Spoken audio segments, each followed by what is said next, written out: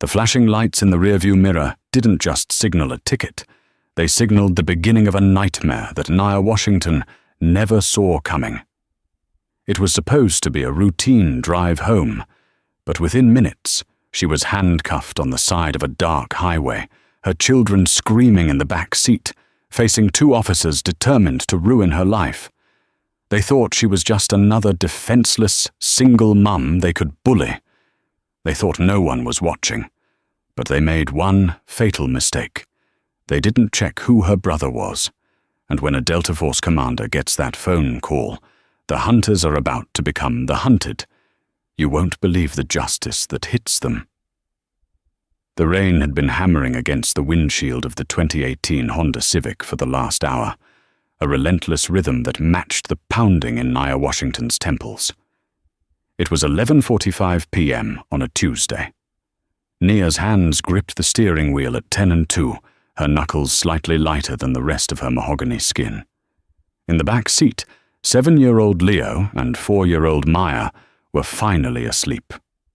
Leo's head was lolled against the window, his breath fogging up the glass, while Maya clutched a worn-out stuffed rabbit named Mr. Hops. Nia glanced at them in the rearview mirror, a wave of fierce protectiveness washing over her.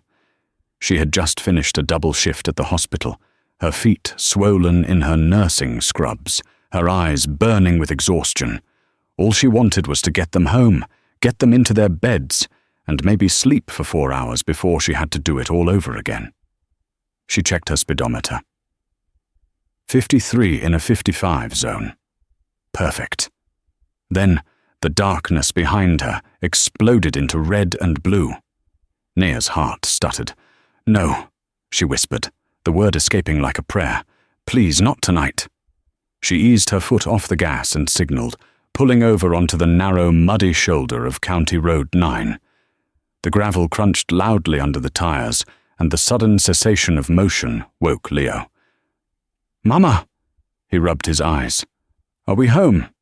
"Shh, baby, go back to sleep," Nia said, her voice trembling slightly despite her best efforts to keep it steady. "Mommy just has to talk to a policeman for a second." She rolled down her window as the cruiser's spotlight blinded her, bouncing off her side mirror and filling the car with an aggressive, sterile white glare. She placed her hands clearly on the top of the steering wheel. She knew the rules. She had taught Leo the rules, as young as he was. Hands visible, no sudden moves. "Yes, sir." "No, sir." 2 shadows approached the car, one on the driver's side, one flanking the passenger side, shining a flashlight directly into the faces of her sleeping children.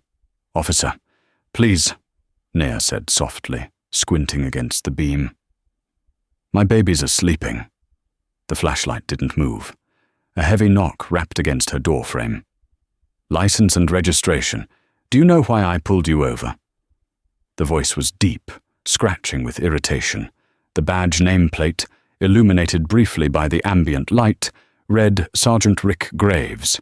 He was a large man, thick-necked with a buzz cut that did little to hide the aggressive set of his jaw. On the other side of the car was a younger officer, Officer Trent Miller, who looked nervous, his hand hovering near his holster as he peered into the back seat. "No, sir," Nia said, keeping her eyes forward. "I was going 53. "You swerved," Graves said, his tone flat. "Cross the yellow line back there near the mile marker. You been drinking tonight, ma'am?" "I'm a nurse, sir," Nia said, nodding toward her scrubs. "I just got off a 16-hour shift. I haven't had a drop of alcohol. I'm just trying to get my kids home." Graves leaned in closer, the smell of stale coffee and spearmint tobacco wafting into the car. "Eyes look red to me. Glazed. Step out of the vehicle." Nia's breath hitched. "Sir, it's raining. My kids—" "I said step out of the vehicle," Graves barked, his hand dropping to rest on the baton at his hip. Leo started to cry. "Mama!" "It's okay, Leo, it's okay," Nia said, trying to soothe him while unbuckling her seatbelt with shaking hands. "Officer, I really don't feel comfortable leaving my children alone in the car on the side of the road." "Officer Miller will watch them," Graves sneered. "Get out. Now. Or I drag you out." Naya opened the door and stepped into the cold rain. It instantly soaked through her thin scrubs. She shivered, not just from the cold, but from a primal fear that was rising in her gut. She knew how these stories went. She had seen the news. She treated the trauma patients in the ER who came in looking like they'd fallen downstairs when everyone knew they hadn't. Graves spun her around, pushing her roughly against the side of her Honda. "Spread 'em," he commanded. "I haven't done anything wrong," Naya pleaded, her cheek pressed against the cold, wet metal of her car. "Please check my license. I have a clean record." "Stop resisting," Graves said loud enough for his dashcam to pick up, though Naya hadn't moved a muscle. He patted her down aggressively, his hands lingering too long, too rough. He pulled her wallet out of her pocket and tossed it onto the hood of the car. "Search the car, Miller," Graves shouted over the rain. "Sir?" The rookie officer on the other side looked hesitant. "She's got kids in there. It's pouring." "Did I stutter, rookie?" Graves snapped, his eyes never leaving Nia's terrified face. "I smell narcotics. Probable cause. Get the kids out. Tear it apart." Nia watched in horror as Officer Miller opened the back door. Maya screamed as the cold air rushed in, clutching Mr. Hops. "No, you can't do that!" Nia shouted, trying to turn around. Graves slammed her back against the car, twisting her arm behind her back until she gasped in pain. "You move again, and you're going in the back of the cruiser for assaulting an officer," Graves hissed in her ear. "You want your kids to go to CPS tonight? Is that what you want? Because I can make that happen with one phone call." The threat hung in the air, heavy and suffocating. CPS. The system. Naya knew once her kids were in the system, getting them back would be a war she might not win. She went limp, tears mixing with the rain on her face. "Please," she sobbed quietly. "Just let them stay in the car." Miller, looking guilty but too afraid to defy his superior, unbuckled the children. "Come on, guys, just stand over here by the guardrail. It'll be quick." Leo was brave. He held Maya's hand, standing in the mud and rain, both of them shivering in their pajamas. Nia's heart broke into 1,000 pieces seeing them like that, small, confused, and terrified under the harsh glare of the police lights. Graves stood over Nia, watching Miller toss the contents of her car. He threw her nursing bag onto the wet asphalt, spilling her stethoscope and paperwork into a puddle. He ripped out the floor mats. He opened the glove box and let her registration papers fly away in the wind. "Find anything?" Graves yelled. "Nothing yet, Sarge. Just toys and medical supplies," Miller yelled back. Graves grunted, disappointed. He leaned in close to Nia again. "You know, you people are all the same, always hiding something. Maybe you tossed it out the window before we lit you up." "I don't have anything," Nia said, her voice gaining a sliver of steel. "I am a registered nurse at St. Jude's. My brother is—" "I don't care who your brother is," Graves interrupted, laughing darkly. "Unless he's the DA, he can't help you now. And even if he was, out here on this road, I'm the law, I'm the judge, and I'm the jury." He grabbed her wrist and slapped a handcuff on it. The metal bit into her skin. "You're arresting me?" Nia cried out. "For what?" "Disorderly conduct, resisting arrest, and suspicion of DUI," Graves recited mechanically. "Miller, call it in, request a tow, and call Child Protective Services to come pick up the minors." "No!" Nia screamed, struggling now. "Do not call CPS. My brother. Let me call my brother. He's on my emergency contact list in my phone. Please!" Graves paused. He loved the desperation. It fed something ugly inside him. He picked up her phone from where he'd thrown it on the hood. You want to make a call? He smirked. Go ahead, let's see who you're gonna call. Your baby daddy? Some gang-banger cousin? He unlocked the cuffs just enough for her to grab the phone, hovering over her like a vulture.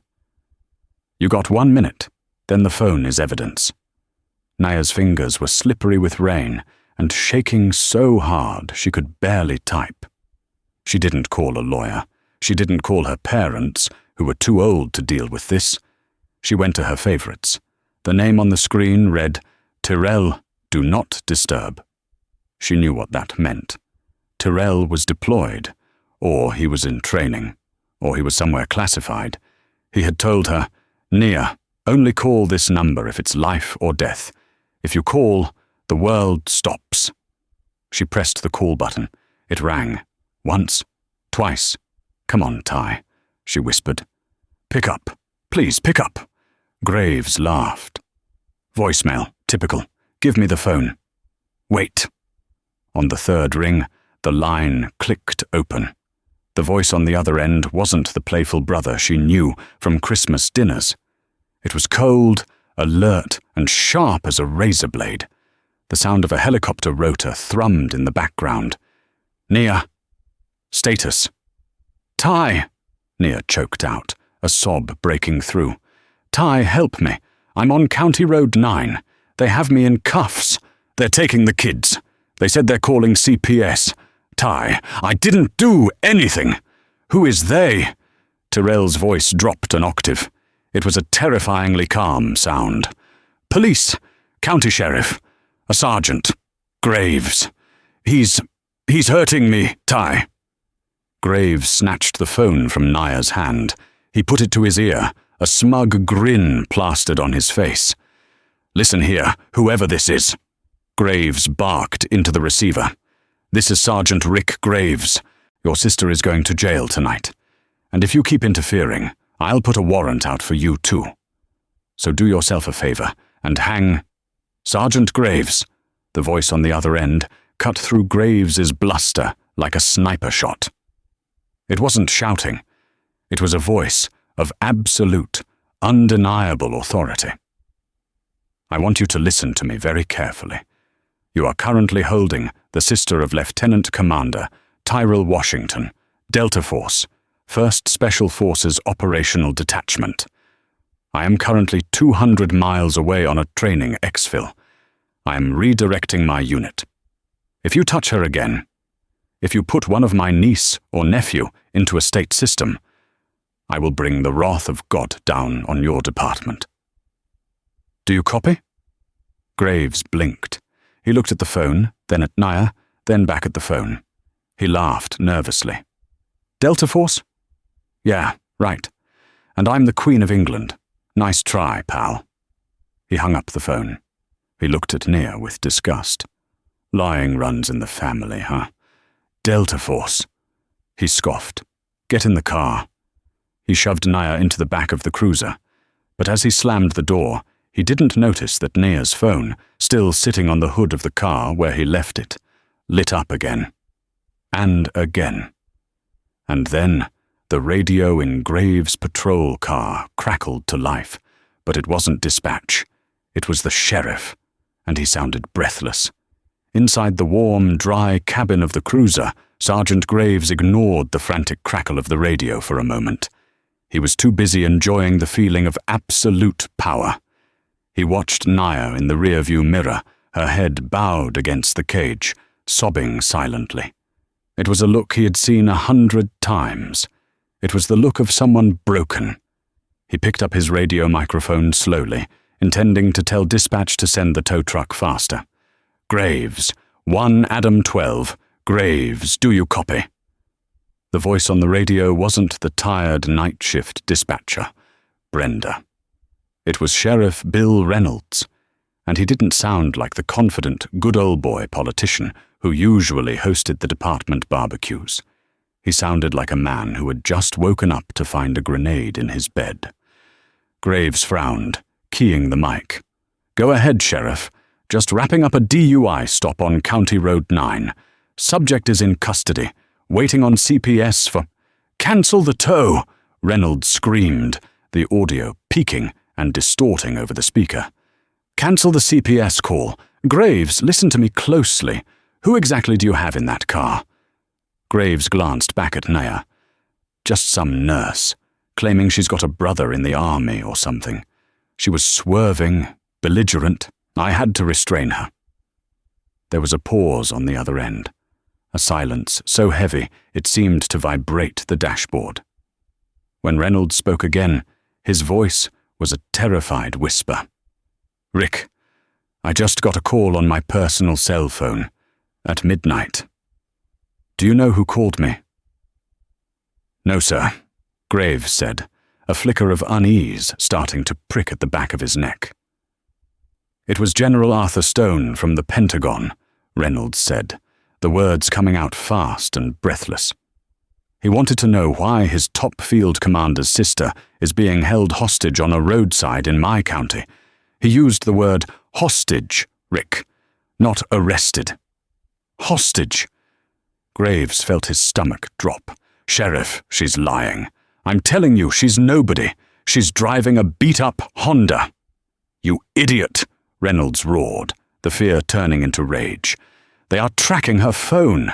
The general told me that Lieutenant Commander Washington is currently redirecting a JSOC training exercise. Do you understand what that means? It means they aren't coming with lawyers, Rick. They're coming with assets."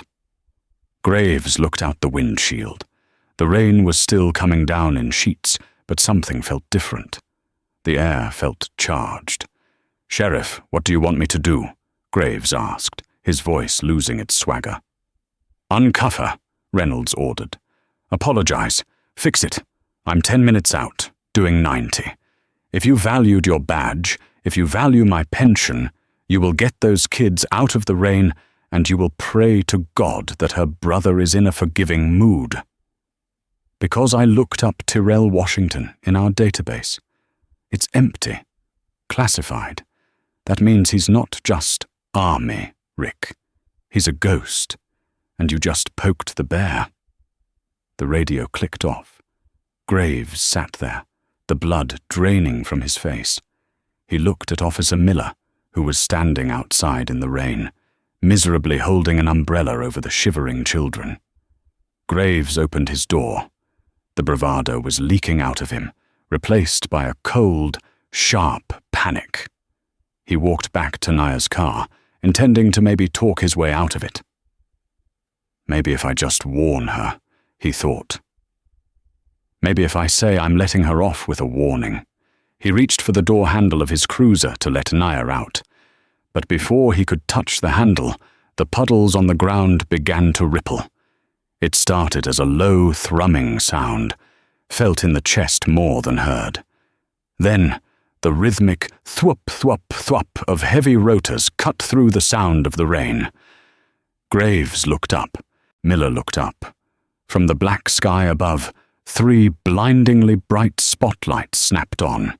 They weren't the yellowish searchlights of a police helicopter. These were high-intensity, military-grade beams that turned the pitch-black night into high noon.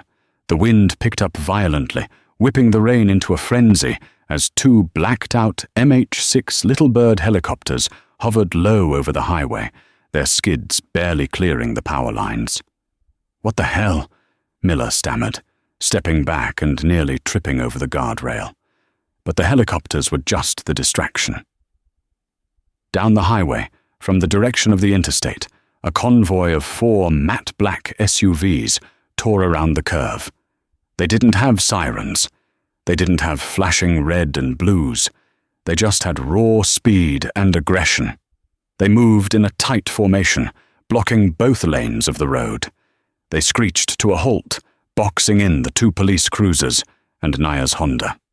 "Holster your weapon, Miller," Graves shouted, though his own hand was trembling over his gun. "Don't do anything stupid." The doors of the SUVs flew open in unison. This wasn't a SWAT team. SWAT teams moved with a certain heavy clumsiness, burdened by bureaucracy. These men moved like water, fluid, fast, and lethal. 8 men stepped out. They weren't wearing standard camouflage. They wore tactical multicam pants, black combat shirts, and high-cut ballistic helmets with quad-nod night vision goggles flipped up. They carried short-barreled carbines, held at the low ready, fingers indexed along the receivers. They didn't scream, "Police!" or "Get down!" They didn't make a sound.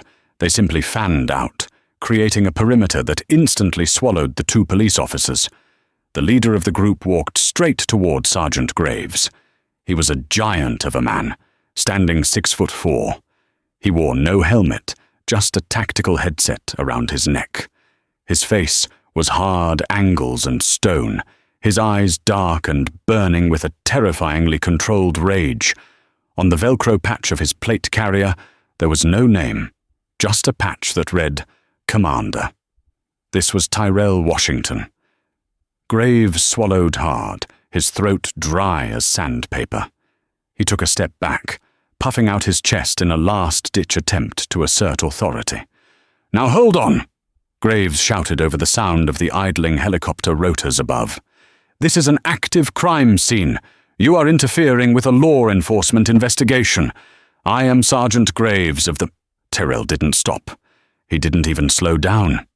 He walked right up into Graves's personal space, towering over him.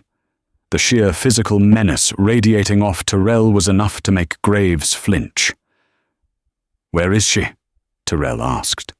His voice was low, barely a whisper, but it carried more weight than Graves's shouting ever could. She's in the vehicle," Graves stammered, pointing to the cruiser. "She was resisting. I had to—" Tyrell's eyes flicked to the back of the cruiser, where Naya's face was pressed against the glass. Then his eyes darted to the side of the road, where Officer Miller was standing with the two terrifyingly silent children. Tyrell tapped his radio. "Ghost Doc, secure the kids. Get them in the truck. Warm them up. Now." "Copy," a voice crackled in his ear. Two of the operators peeled off, moving toward Miller.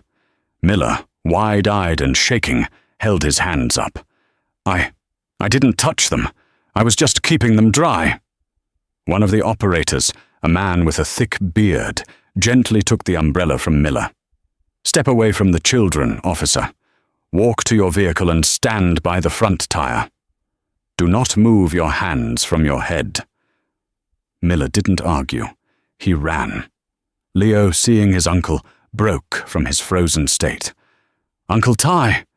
Tyrell didn't turn, but his posture softened for a microsecond.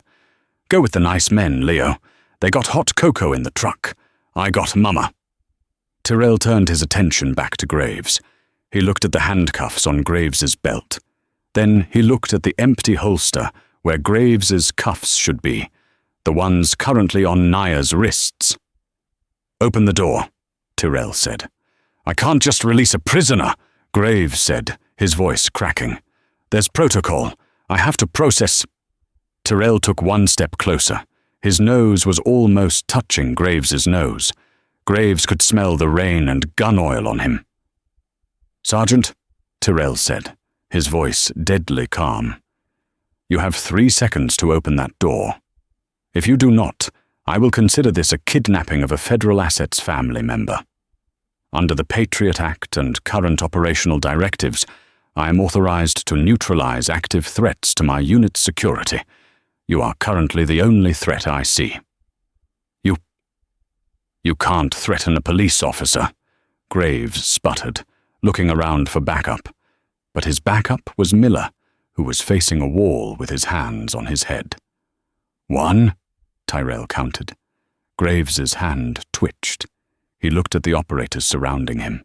Their rifles weren't pointed at him, but they were angled in a way that suggested they could be in a heartbeat. 2. Graves broke. He fumbled for his keys, his hand shaking so badly he dropped them in the mud. He scrambled to pick them up, the mud staining his uniform, stripping away the last of his dignity. He unlocked the back door. Nia tumbled out, her legs numb. Tyrell caught her before she hit the ground. He didn't care about the mud. He dropped to one knee, wrapping his massive arms around her. "I got you, Nia. I got you." he whispered into her hair. "Ty," she sobbed, burying her face in his tactical vest. "He hurt me. He said he was going to take the kids. He twisted my arm." Tyrell held her tighter, his eyes closing for a brief second as he absorbed her pain. When he opened them again, the sadness was gone. Only the predator remained. He stood up, helping Naya to her feet. He signaled to another operator. "Get her to the medic. Check her wrists. Document every bruise. Take photos." "Yes, sir." As Naya was led away to the safety of the warm SUVs, Tyrell turned back to Graves. The rain had stopped, leaving only the dripping silence of the aftermath. Graves stood by his cruiser, wet, muddy, and alone. "You said she was resisting," Tyrell said, unclipping a pouch on his vest. He pulled out a pair of flex cuffs, heavy-duty plastic restraints used for terrorists. "She was." Graves lied, desperate now. "She was swerving, erratic driving." "My sister," Tyrell said, walking slowly toward him, "has never had a drink in her life. She is the designated driver for our entire family. She is a pediatric nurse who saves lives while you are out here ruining them." Tyrell stopped 3 feet away. "You wanted to play soldier, Sergeant? You wanted to act like a warrior against a woman and 2 babies?" Tyrell gestured to his team, to the helicopters, to the overwhelming force surrounding them. "Welcome to the war." Just as Tyrell finished speaking, blue lights flashed from the other direction. Sheriff Reynolds's cruiser skidded to a halt, followed by 2 state trooper vehicles. Sheriff Reynolds burst out of his car, his hat askew, breathless. He saw the Delta operators, the helicopters, and his sergeant cowering in the mud. He looked like he was about to have a heart attack. "Commander Washington!" Reynolds yelled, holding his hands up in a placating gesture. "Commander, please, let's de-escalate this." Tyrell turned slowly to face the sheriff. He didn't salute. He didn't smile. "Sheriff Reynolds," Tyrell said, "your deputy here arrested a sober woman without cause. He assaulted her. He threatened to put her children in the system to intimidate her. He denied her legal counsel. And he did it all under the color of your department's authority." We will investigate," Reynolds stammered. "I promise you, Commander, we will open an internal affairs investigation immediately. We'll get to the bottom of this." "Internal affairs?"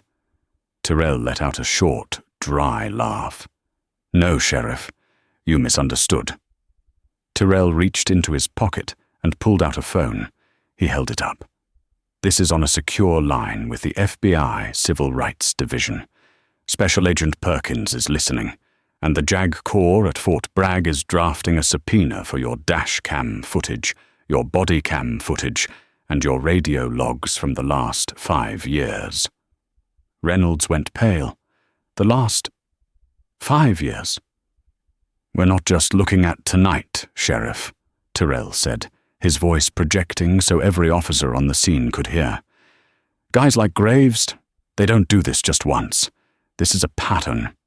And since you're the sheriff, either you knew and did nothing, or you're too incompetent to know. Either way, your department is now under federal audit." Graves, realizing his career was dissolving in real time, suddenly lunged forward. "You can't do this. I have a union rep. You can't just come in here and—" "Graves, shut up!" Reynolds screamed. "No," Tyrell interrupted. "Let him speak. I want to hear his defense."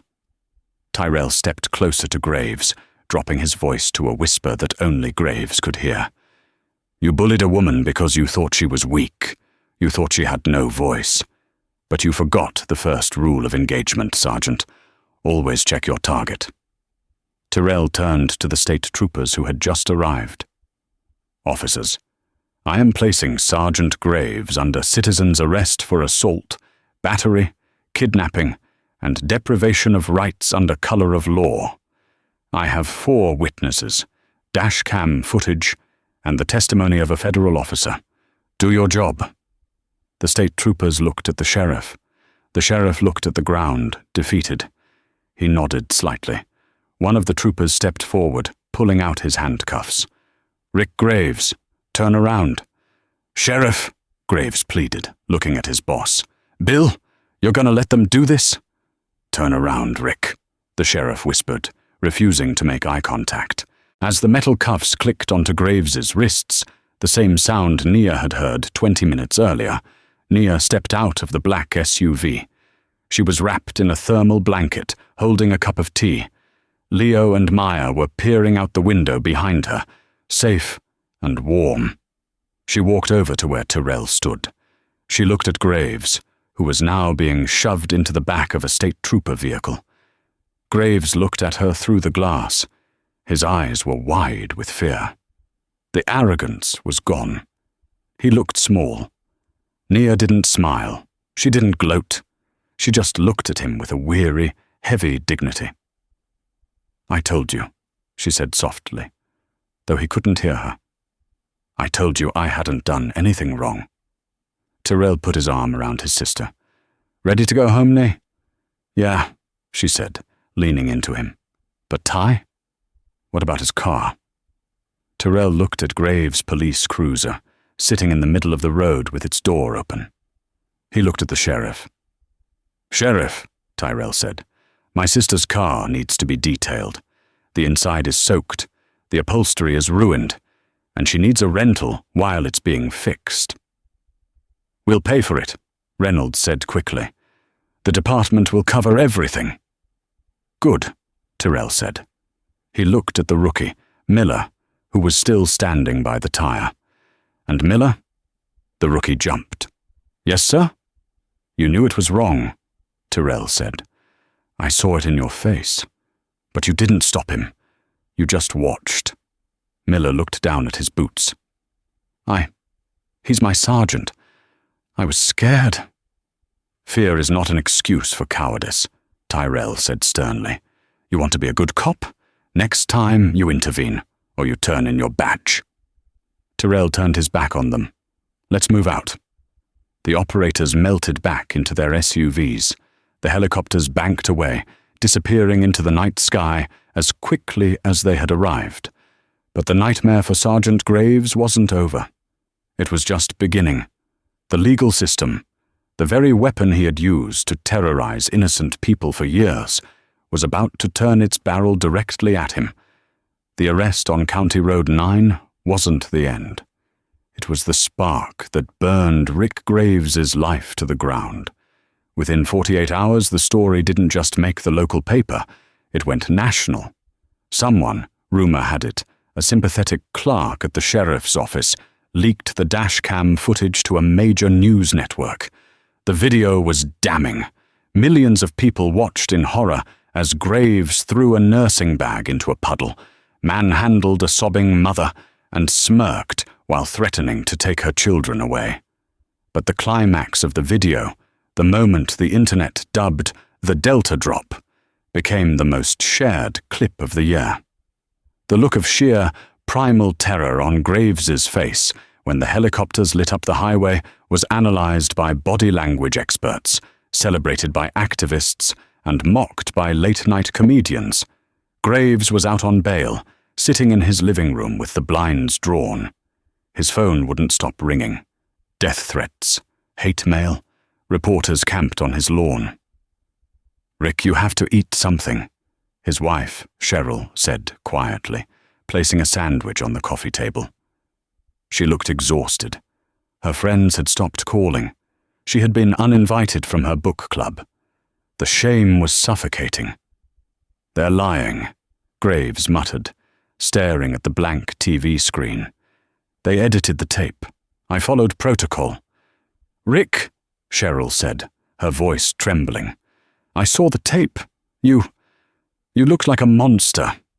And that woman, she's a nurse. She's a single mom." "She provoked me," Graves snapped, sweeping the sandwich onto the floor. "And her brother? Who the hell does he think he is? I'm going to sue the army. I'm going to sue the sheriff." But the legal assault that hit Graves the next morning made a lawsuit look like a playground fight. At 6 a.m., the FBI raided the Graves residence. This wasn't a polite knock. They took the door off the hinges. Agents in windbreakers poured into the house, seizing computers, phones, and boxes of files from Graves's home office.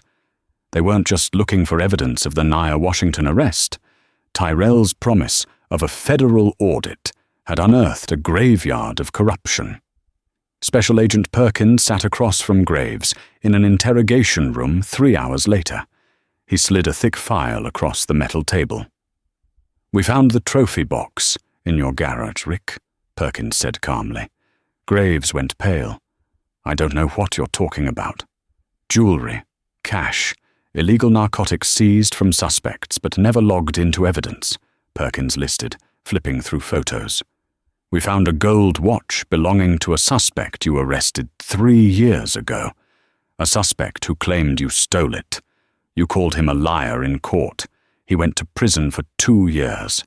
And the whole time, his watch was in your garage next to your lawnmower.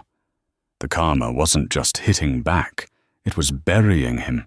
The investigation revealed that Graves had a decade-long history of targeting out-of-town drivers, particularly minorities, manufacturing probable cause, and skimming cash from seizures.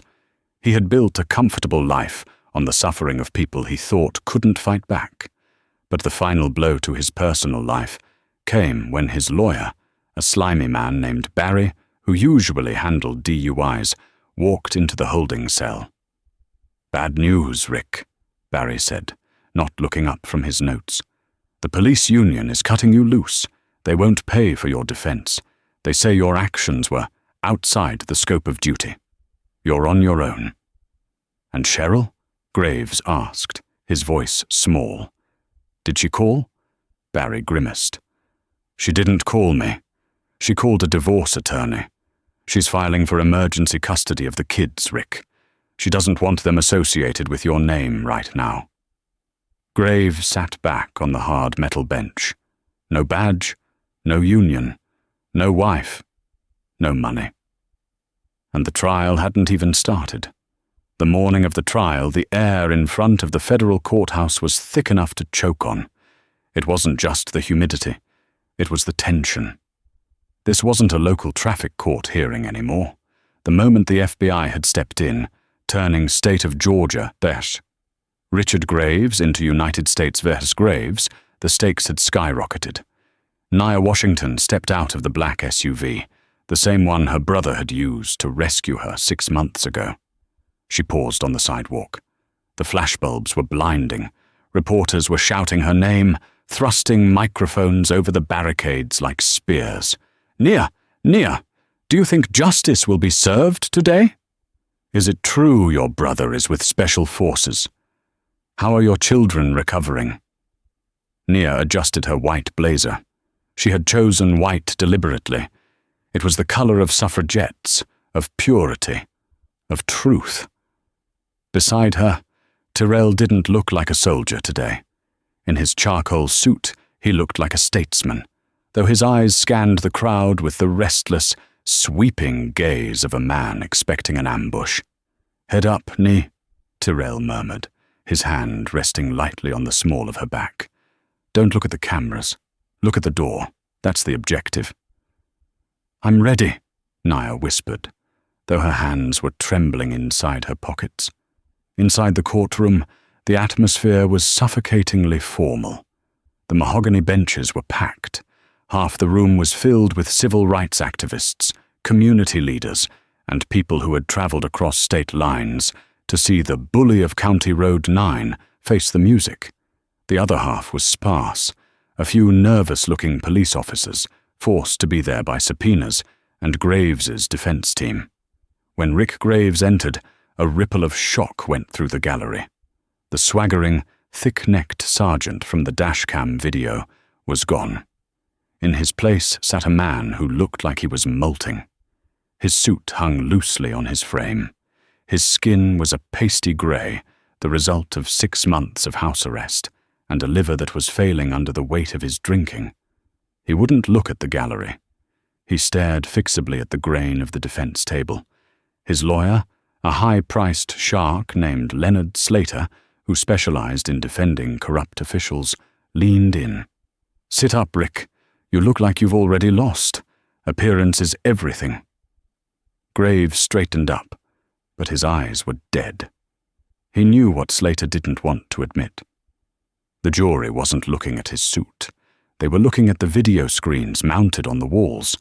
The prosecution was led by Assistant U.S. Attorney Sarah Vance, a woman known in legal circles as the Scalpel. She didn't yell. She didn't pace. She simply stood before the jury, placed her hands on the podium, and began to dismantle Rick Graves's life. "Power," Vance began, her voice ringing clear in the silence. "We give it to police officers with the understanding that it is a shield. But on the night of November 14th, the defendant, Richard Graves, didn't use his power as a shield. He used it as a sword. He used it to slash through the constitutional rights of a terrified mother. He used it to terrorize 2 small children. And why? Not because a crime had been committed, but because his ego demanded a victim." Slater, the defense attorney, tried a different tactic. He painted Graves as a misunderstood hero, a veteran cop working a dangerous beat in the rain, making a split-second judgment call that armchair quarterbacks were now criticizing. "Officer Graves saw a threat," Slater boomed, pacing in front of the jury box. "He saw erratic driving. He saw non-compliance. He followed his training. Is he rough around the edges? Maybe. But do we send men to prison for being rough while doing a dangerous job?" It was a good speech. But then the witnesses started coming. The turning point of the morning came when former Officer Trent Miller took the stand. Miller looked different too. He had lost the terrified, deer-in-the-headlights look. He wore a simple blue shirt and tie, and he sat with his hands clasped firmly in his lap. "Mr. Miller," Vance asked, "walk us through the initial stop. Did Ms. Washington swerve?" "No, ma'am," Miller said clearly. "Did she cross the yellow line?" "No, ma'am." "Then why did Sergeant Graves initiate the stop?"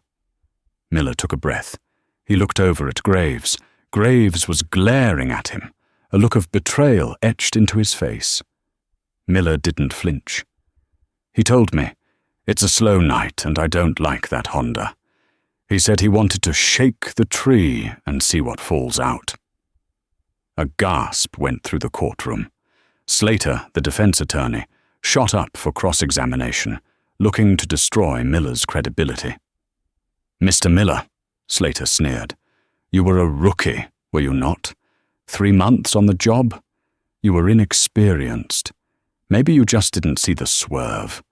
Maybe your sergeant, a veteran of 20 years, saw something your untrained eyes missed." "I have 20/20 vision, sir," Miller replied calmly.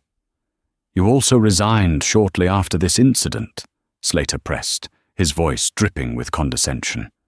"Couldn't handle the pressure of real police work? Or did you cut a deal with the FBI to save your own skin?" "I resigned," Miller said, his voice rising just enough to cut through Slater's theatrics, "because I realized that if real police work meant traumatizing children to meet a ticket quota. I didn't want to be a police officer. I didn't cut a deal. I'm here because it's the truth." Slater paused, realizing he had just stepped on a landmine. He dismissed the witness quickly. After the lunch recess, the courtroom was packed even tighter. It was time for Nia. As she walked to the stand, the silence was absolute. The only sound was the clicking of the court stenographer's keys. Nia sat down, took a sip of water, and looked at the jury. She didn't look at Graves. She refused to give him that power. Vance guided her gently through the night. Nia described the rain, the lights, the confusion, but when she got to the moment the handcuffs went on, her voice cracked. He told me he was going to call CPS. He said he could make it happen with one phone call. My son Leo was screaming. He was trying to be brave, but he was 7. He kept asking if we were going to jail. Nia wiped a tear from her cheek. I felt erased. I felt like I wasn't a person anymore. I was just something for him to hurt. Then it was Slater's turn. Defense attorney Slater knew he couldn't attack her aggressively.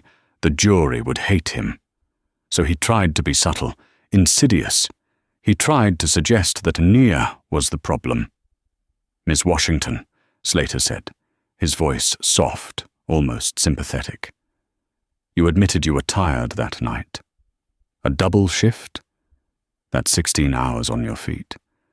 Is it possible you were more irritable than usual? That maybe you snapped at the officer?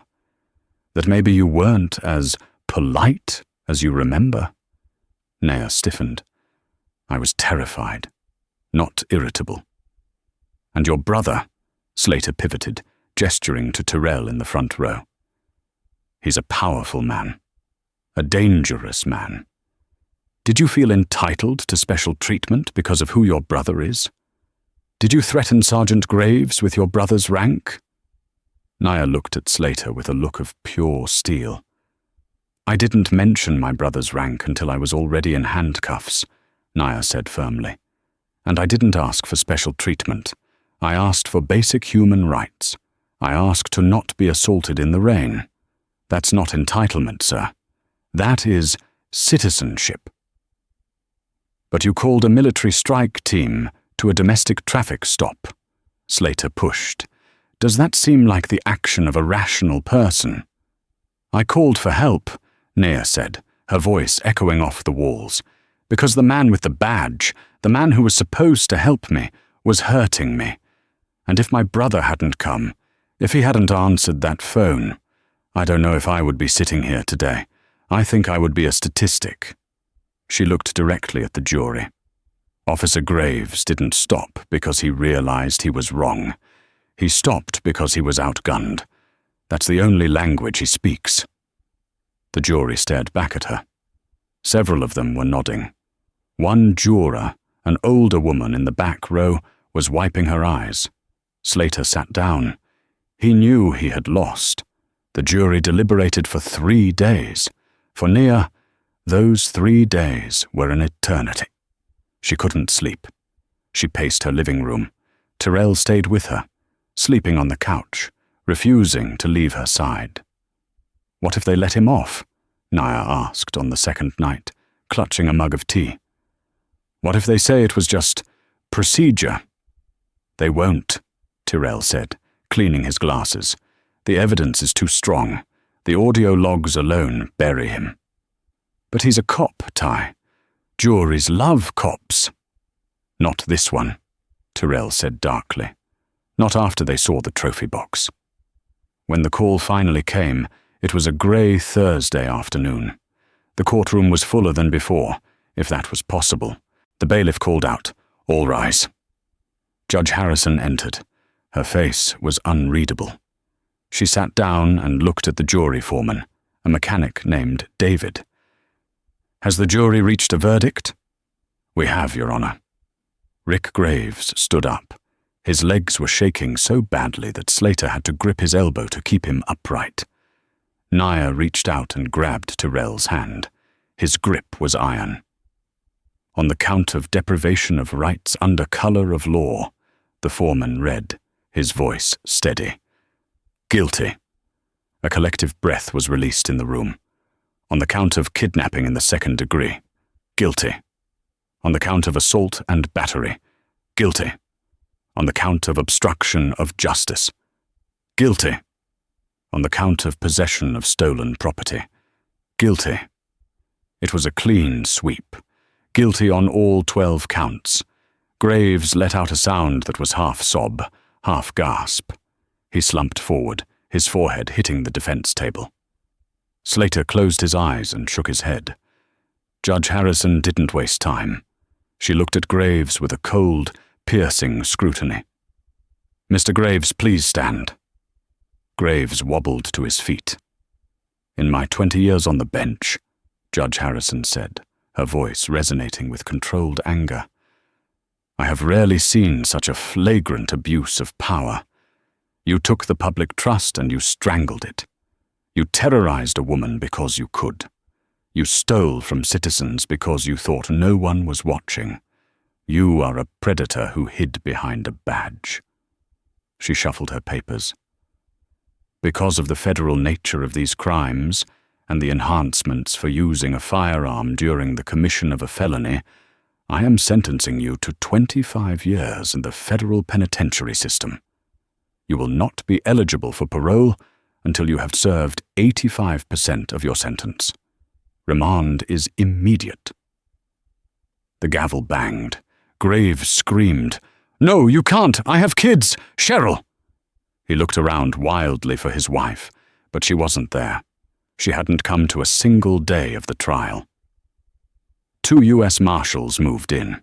They didn't treat him with the professional courtesy usually reserved for former officers. They grabbed him by the arms, hauled him back, and snapped handcuffs on his wrists. As he was dragged toward the side door, Graves locked eyes with Tyrell one last time. "You ruined my life!" Graves shrieked, spittle flying from his mouth. "You ruined everything!" Tyrell stood up. He didn't shout. He just projected his voice enough to be heard over the commotion.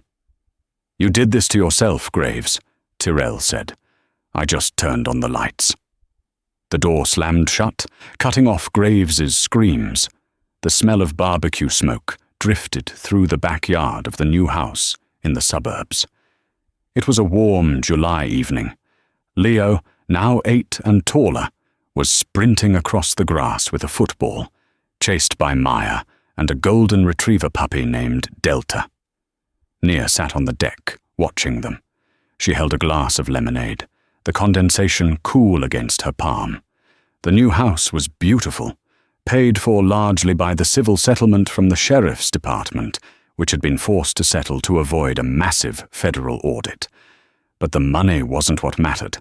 What mattered was that when a police car drove past the house now, Naya's heart didn't hammer in her chest. She didn't flinch. The fear was fading, replaced by a quiet, resilient peace. The screen door opened, and Tyrell walked out. He wasn't in a suit or tactical gear. He was wearing jeans and a faded t-shirt, holding a pair of tongs. "Burgers are almost done," he said, leaning against the railing. "How you holding up?" "I'm good," Naya smiled, and she meant it. "Actually, I got a letter today." Tyrell raised an eyebrow. "Fan mail?" "Better. It's from Trent Miller." "The rookie?" Tyrell asked. "What's he up to?" "He finished his first year of law school," Naya said, looking down at the handwritten note on her lap. "He's interning at the public defender's office.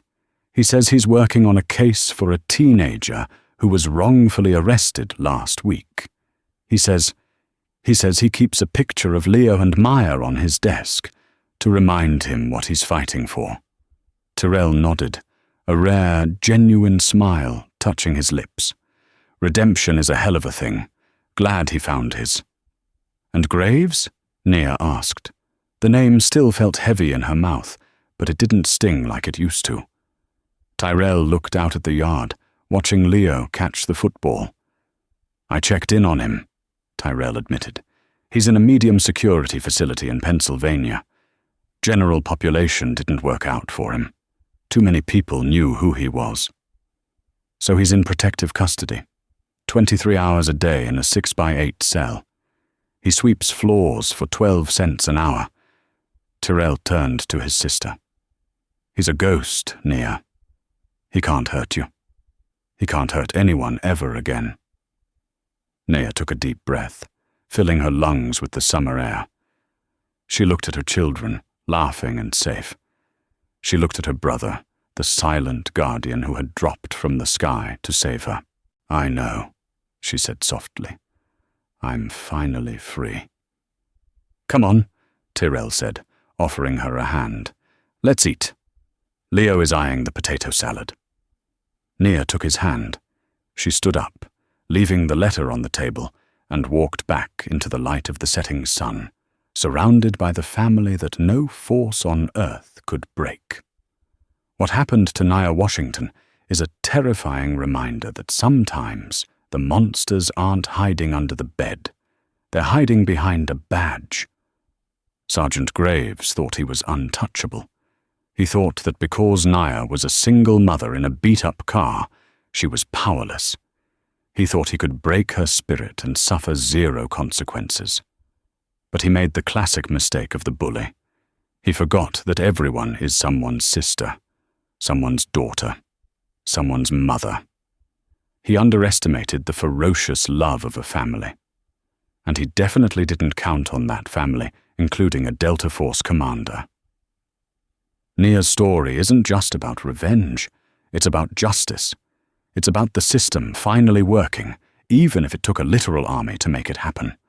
It's a reminder to all of us to know our rights, to stand our ground, and to never, ever let fear silence the truth. If this story satisfied that itch for justice, please hit that like button. It really helps get these stories out to more people. Share this video with your friends and family. You never know who needs to hear this message today. And if you haven't already, smash that subscribe button and turn on notifications so you're the first to know when the next story drops. Let me know in the comments below. Do you think 25 years was enough for Graves, or did he deserve more? And what would you do if you were in Nia's shoes? I read every comment. Thanks for watching, stay safe, and I'll see you in the next one.